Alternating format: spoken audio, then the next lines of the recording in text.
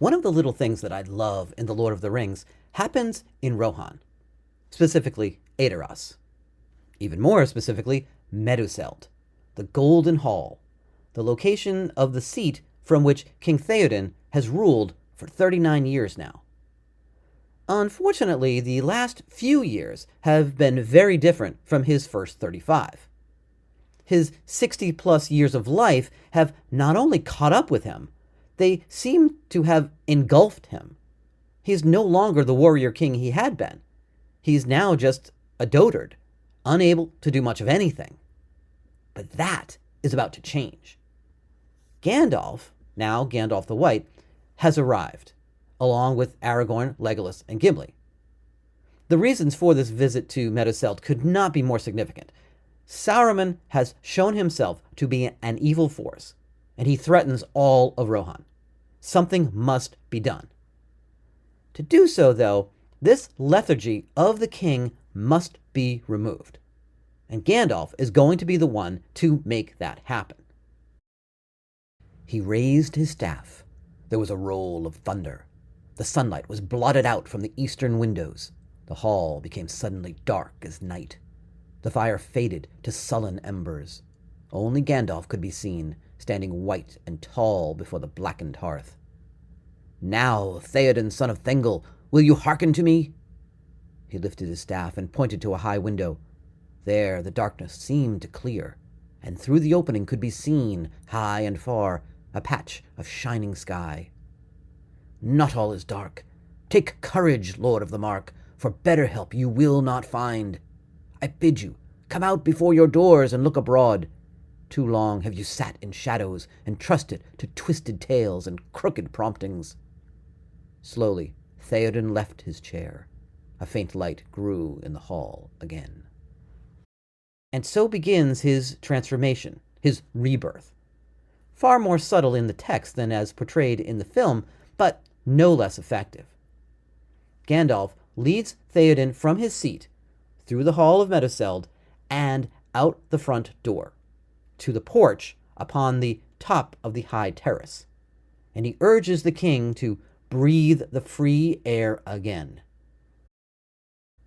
The sky above and to the west was still dark with thunder, but the wind had shifted to the north, and already the storm that was coming out of the east was receding. Suddenly, through a rent in the clouds behind them, a shaft of sun stabbed down. Theoden drew himself up, slowly, as a man that is stiff from long bending over some dull toil. Now, tall and straight he stood, and his eyes were blue as he looked into the opening sky. "Dark have been my dreams of late," he said, "but I feel as one new awakened." Awake and aware, Theoden is now ready. Eomer, his sister-son, imprisoned for the moment, is sent for. And then Gandalf explains the crisis to the king that is Saruman. And finally, Theoden's sword is presented to him. As his fingers took the hilt, it seemed to the watchers that firmness and strength returned to his thin arm. Suddenly, he lifted the blade and swung it shimmering and whistling in the air. Then he gave a great cry. With all that accomplished, he now must deal with he who had been his trusted counselor, and the one who is most responsible for the state which the king has been in these last few years, Grima. Or, as he has come to be known, Grima Wormtongue. And not because he has a tongue like a worm, but because he has a tongue like a worm. Which is to say, his tongue does not resemble the look and feel of a worm wriggling about in the dirt, even if the effect of his words have that feel to them. No, the tongue of a worm means that he speaks as though he were a worm, which in this case means a dragon. Worm, or worm, in an ancient setting such as this, means a dragon, undoubtedly referring to the long and slithery appearance which dragons were often portrayed as having, not unlike Tolkien's own images of dragons. Beyond their appearance, though, and their physical strength and fiery breath and power of flight, dragons are savagely crafty in their speech. Just ask Nienor and Turin if you doubt, they being the children of Hurin. And their experiences with dragons, or one dragon in particular, are revealed in the book of the same name. Of Nienor's encounter with Glaurung, the dragon in question, who in the Silmarillion is called the father of dragons, we read, "Before she was aware, her eyes had looked in the fell spirit of his eyes, and they were terrible, being filled with the fell spirit of Morgoth, his master. Strong was the will and heart of Nienor, and she strove against Glaurung, but he put forth his power against her. The two then speak, and she unfortunately reveals herself to him, which puts her completely in his power. Then he drew her eyes into his, and her will swooned, and it seemed to her that the sun sickened, and all became dim about her, and slowly a great darkness drew down on her, and in that darkness there was emptiness. She knew nothing, and heard nothing, and remembered nothing." Bilbo Baggins feels this sort of power too in his encounter with Smaug in The Hobbit, admittedly with much less gravity, in keeping with the spirit of a children's book, which it is. He tries to watch his words, which the narrator tells us is, of course, the way to talk to dragons, if you don't want to reveal your proper name, which is wise. Bilbo's cleverness gets the better of him, however, and he makes a mistake in his conversation with the Great Worm, and he admonishes himself for it. "Never laugh at live dragons, Bilbo, you fool!" This is the effect that Grima, secretly in the service of Saruman, has had on the people of Rohan, but most especially Theoden. Gandalf makes it clear to the king that Grima had been poisoning your thought, chilling your heart, weakening your limbs, while others watched and could do nothing, for your will was in his keeping. It's the same kind of bewitchment that Nienor, and Turin himself as well, had fallen victim to, the same spirit of evil having taken over. And the people of Rohan have responded to this by dubbing Grima Wormtongue. It is a term of derision, sure, but it's also more a term of honor, albeit a little twisted, the people respecting the power that Grima has. But giving him the name is about all they can do, since he is a trusted advisor to the king, and Theoden has protected Grima all this time. But that is over now. Theoden has come out of the darkness and knows what has been done to him, and so he brings Grima forth, ready, at least for now, to welcome him back into the fold. "You have my pity," said Theoden, "and I do not send you from my side. I go myself to war with my men.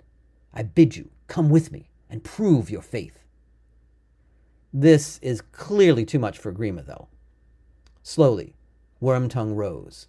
He looked at them with half-closed eyes. Last of all, he scanned Theoden's face and opened his mouth as if to speak. Then suddenly he drew himself up. His hands worked. His eyes glittered. Such malice was in them that men stepped back from him. Again, there's that fear and respect for his powers. He bared his teeth, and then, with a hissing breath, he spat before the king's feet, and darting to one side, he fled down the stair. They let him go, and proceed to make their preparations for battle. But not before we get this, which, at last, is that little thing that I love. The text goes on. "One of the guards ran down the stair. Another went to the well at the foot of the terrace, and in his helm drew water. With it he washed clean the stones that Wormtongue had defiled." Yes, there it is, that moment, the washing of the stones. And I love it, because the story has moved on to the point of a great battle to come, and all preparations are now being made for that. Yet, the text takes the time to tell us of this cleaning process to be done on the spot where Grima spat. And the question I have is, why? Now, there really isn't a lot of spitting going on in the book, but there is some, and it's mostly by Gollum. Yet none is treated like this. Later on in the Forbidden Pool chapter, for example, when Frodo is trying to coax Gollum to come along with him and Faramir's men, we get Gollum turned and spat at him. But no one stops to clean that up. And given that this is Rohan, where Grima's spitting is taking place, we almost have to take into account the perception that exists of the rustic nature of the country and its people, an unrefined quality, that is.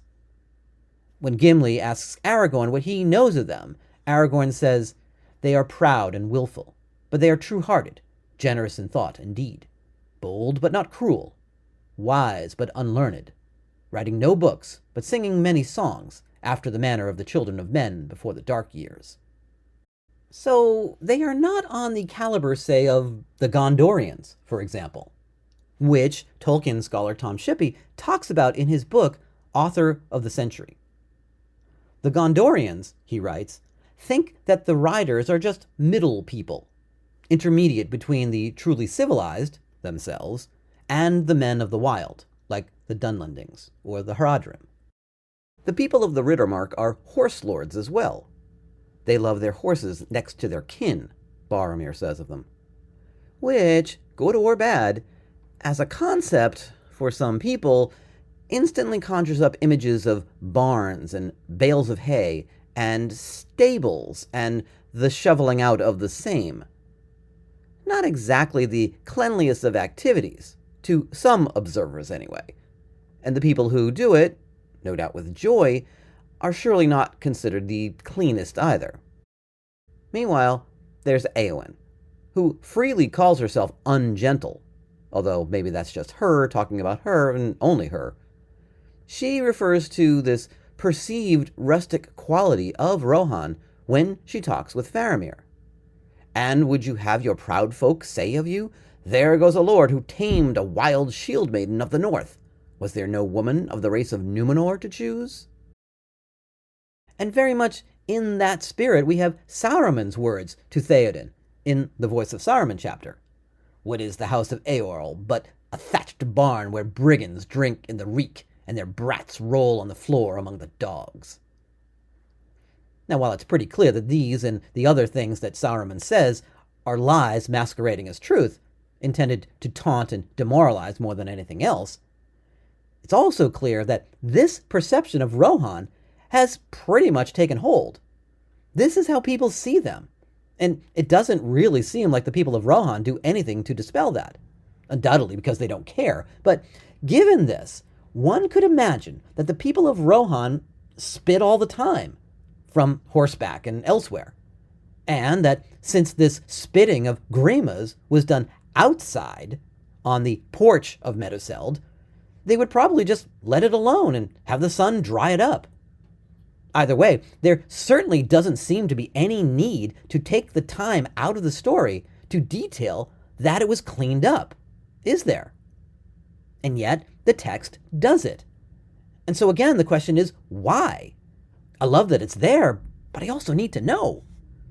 And I think that the answer lies in where this spitting takes place. Yes, it's outside, on the porch, but it is on the porch of Meduseld, that building which sits atop a hill in the middle of Edoras, the capital city of the land of Rohan, and which is also known as the Golden Hall. Now, much has been made about how much Tolkien loved Beowulf. His great essay, Beowulf, the Monsters and the Critics, would be enough to show that. But the influence of Beowulf is quite prominent in his fictional writings, too. The Hobbit, for example, in its whole Smaug sequence, echoes Beowulf's battle with the dragon in the latter part of that epic poem. From the stealing of the golden cup from the dragon's hoard to the assault which the dragon then makes because of that theft. Not to mention that it is 13 persons and one thief who are part of both dragon episodes. The echoes are pretty loud. Meanwhile, the influence of Beowulf is very much in evidence in The Lord of the Rings too, right here in the King of the Golden Hall chapter, specifically that Golden Hall itself, Meduseld. Now, first off, Meduseld, as an Old English word, is in Beowulf. Give a listen. Did you hear it?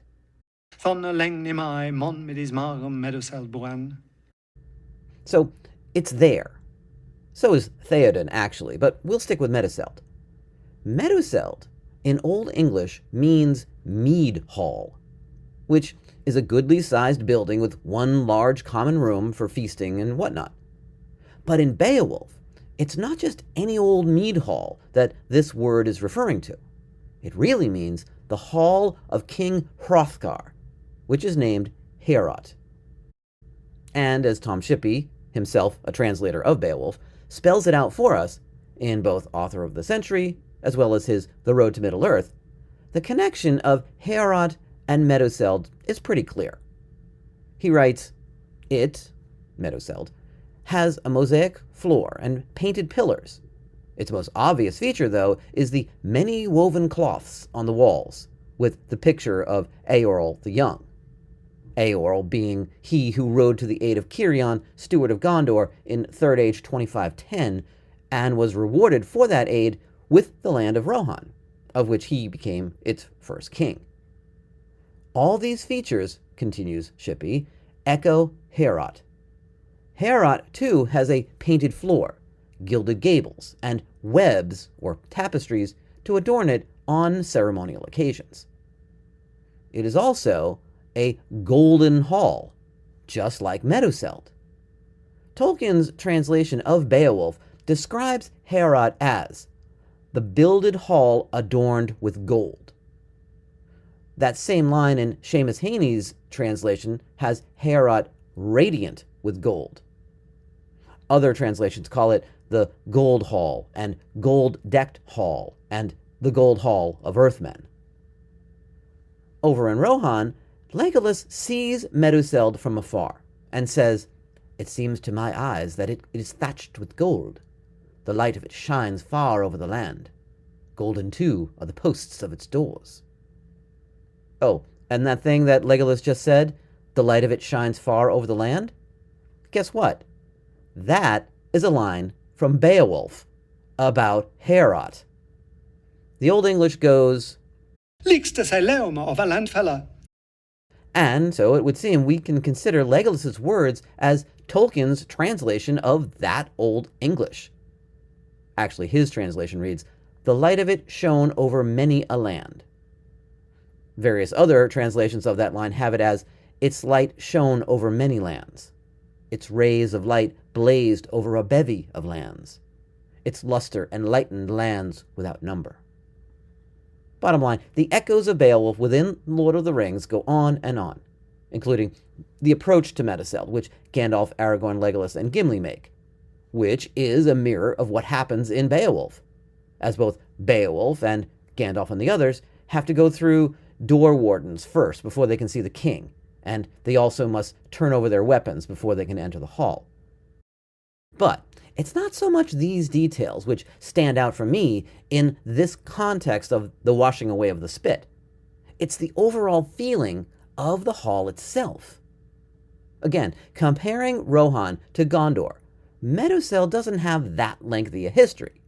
"Many long lives of men it is since the Golden Hall was built," says Aragorn. To which Legolas adds, 500 times have the red leaves fallen in Mirkwood in my home since then." Meduseld was built in 2569, and since it's now 3019, he's off by 50 years, but who's counting? Minas Tirith, by contrast, is 3,000 years old. Isengard is even older. Still, for men of shorter lives than those of Númenorian descent, even if the Gondorians have lost a lot of that longevity, Meduseld, for Rohan, is a structure which has stood for some time, and whose importance has only grown because of that. Heorot is a much newer building, of course. Grendel begins his assault upon King Hrothgar's hall right after it is built. and the attacks go on for 12 winters' time before Beowulf arrives and puts a stop to them. Despite this mere dozen years, Heorot is dubbed the Hall of Halls, greatest the world has ever seen, the greatest of hall buildings. Nobody on earth knew of another building like it. Majesty lodged there. Greatest house in the world. Tolkien's translation says, foremost it was in fame of all houses under heaven among the dwellers upon earth. This then is a very important building. And this is the spirit that the Meduseld of Rohan gives off as well. Legolas calls it a great hall of men, which may be just a reference to its size. But there's also all that gold that he can see. That, of course, may be just an affectation thanks to a spot of paint, but let's face it, you don't make something gold because you think it's not worth anything. So the feeling is that this is a great hall, or as the text later says, the great house. Again, it could just be size, but great is great. Big, large, impressive, important. A hall of halls, one might say, or foremost in fame of all houses under heaven. Its importance is evident, too, in that this is where the king sits, and has sat for 450 years, which is something that Theoden laments, in that this great house might come to an end on his watch. For I fear, he says to Gandalf, that already you have come too late, only to see the last days of my house. Not long shall stand the high wall which Brego, son of Eorl, built. Fire shall devour the high seat. What is to be done? Something will be done, of course, but in the meantime, it's quite clear that this is a place of honor, of reverence, an almost sacred location, one might say, existing as a symbol to its people, perched high above them on the hill of Edoras, and not just as a well-designed and attractive piece of architecture either. Safe to say, Saruman's words to the contrary, it is decidedly not a thatched barn. And so what Grima does in spitting on it is not only disrespectful and dishonorable, it is also, as the text tells us, a defilement. And that, to me, is the key word in all of this, and which also gets to the notion of the importance of the place. Again, the text reads, another guard went to the well at the foot of the terrace, and in his helm drew water. With it he washed clean the stones that Wormtongue had defiled. It doesn't say the stones where Wormtongue spat or the stones that Wormtongue spat upon. No, it's the stones he defiled. And I don't know about you, but whenever I hear that word, I think of Mark. Not the Mark, that is the land of Rohan, but Mark from the Bible. Because in chapter 7 of that gospel, Jesus begins talking to the crowd about eating without washing one's hands. But the concept of defilement inherent in that leads him to talking about true defilement. Again, Jesus called the crowd to him and said, listen to me, everyone, and understand this. Nothing outside a person can defile them by going into them. Rather, it is what comes out of a person that defiles them.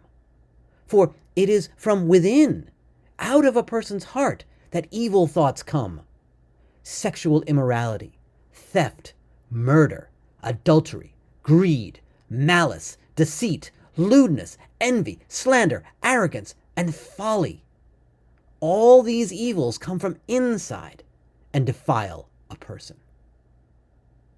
So, what Grima has done is on a level with those evils. Theft, murder, adultery, and all the rest. That is defilement. And that is what Grima has done here. Gollum's spitting was just to spit. Grima's spitting is an affront to a sacred place. And so it must be cleaned up. And the text wants us to know that, because it takes the time to tell us so. And within the text itself, time is a factor as well. Because this is surely not a job that this guard would normally be doing. Any cleaning up around here would undoubtedly go to some lesser individual, some worker bee who normally takes care of such janitorial duties. And they would probably get to the mess sooner or later. But no, not this. The guard is taking care of it himself, and right now. And he doesn't waste any time either by rushing off to go get a bucket. No, he went to the well at the foot of the terrace and in his helm drew water. So this defilement and the cleaning up of it is so important that he is taking his helm off of his head to get the water with which he washes clean the stones. For me, this has always been such a very vivid moment, a capper to the conversion of the king from weak to warrior. And of course, a first step in the fight that will be fought at Helm's Deep, which in essence has come about to keep the kingdom of Rohan as sacred and undefiled as is Meduseld itself, Rohan's symbolic center, its hall of halls, where majesty lodges, the light of which shines far over the land. And that is why it is one of the little things that I love in The Lord of the Rings. Thank you for listening, and have a wonderful day.